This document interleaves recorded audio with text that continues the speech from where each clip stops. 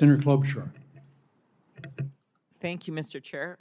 I've long led bipartisan efforts, along with so many of my colleagues, to make E15 available year-round. I appreciate so many of you bringing it up. It's an obvious solution to what we're facing now, which is some higher gas prices, which we weren't facing a few months ago. It seems to me like the moment to seize to show that we have a diversified fuel supply, and it's already, 10% of our fuel. And I just think this would be the smartest thing to at least send a message to those soybean and corn farmers that this is a market that we want to fill. And this is the time to do it. So new economic analysis from the University of Missouri shows that E15 is currently saving drivers about 25 cents per gallon. Mr. Bauer, with the cost of production being so far above the current price of corn, what would the availability of year-round E15 and higher blends of ethanol mean for corn growers across the country? Well, Ranking Member Klobuchar, thank you for the question. You know, absolutely tremendous. As we look at potentially our fourth year losses in a row, and trying to, at least on my personal farm, trying to figure out how I'm going to pay for my inputs that are so drastically out of line. You know, as we look at what E15 could potentially do for growers, for every 1% we increase that blend wall. So as we go from 10 to 11 to 12 and on up, for every 1%, that's 490 million bushels of grind.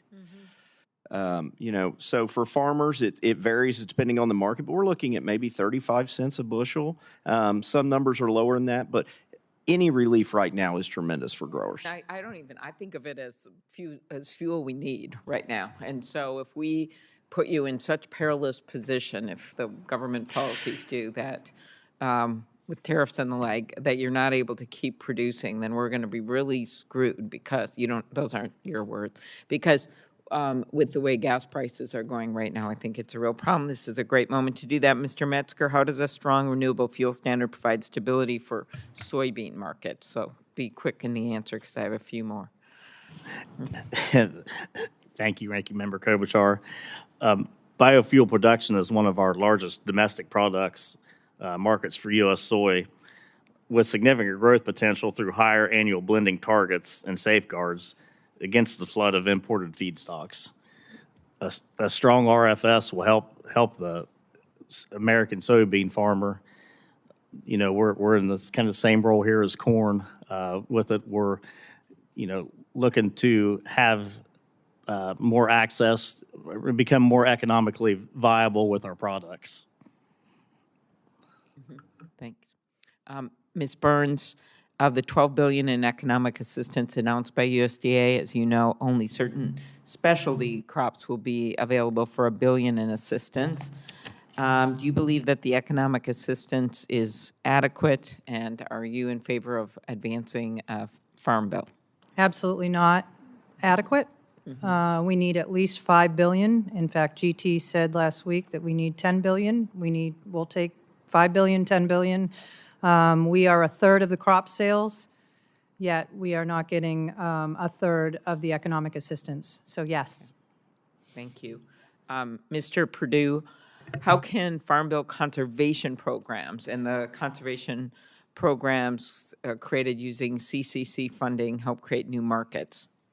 Senator Klobuchar, I appreciate the question. You know, I think the reality is that consumers are often willing to reward farmers for adopting certain practices, producing a commodity in a specific way.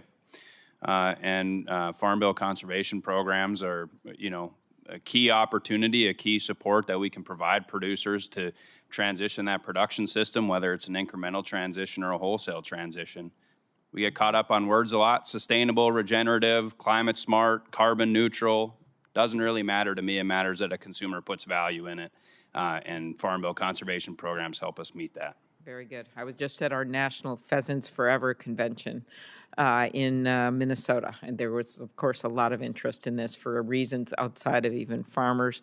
Last, Mr. Duvall, could you talk about investments? We've talked about year-round E15 and aviation fuel, which we have all these opportunities to move into, and conservation and fruits and vegetables. But could you talk about how investments in ag research directly benefit farmers on the ground, especially right now when you've seen the the ability of technology to help us to get to that next level. So number one, that's why it's so important for us to get a new farm bill, modernized farm bill passed. All the research that goes into agriculture helps us stay on the cutting edge. We see other countries where their agricultural communities are growing and they're adapting to the things that we've adapted to many years ago. And that research keeps us on the cutting edge and gives the consumer out there what they really want. So it is vitally important for us to have additional monies for research. It helps us do the things that the people of this country want us to do, from conserving our natural resources to creating new products and new crop protection tools that we can use in the future. Thank you.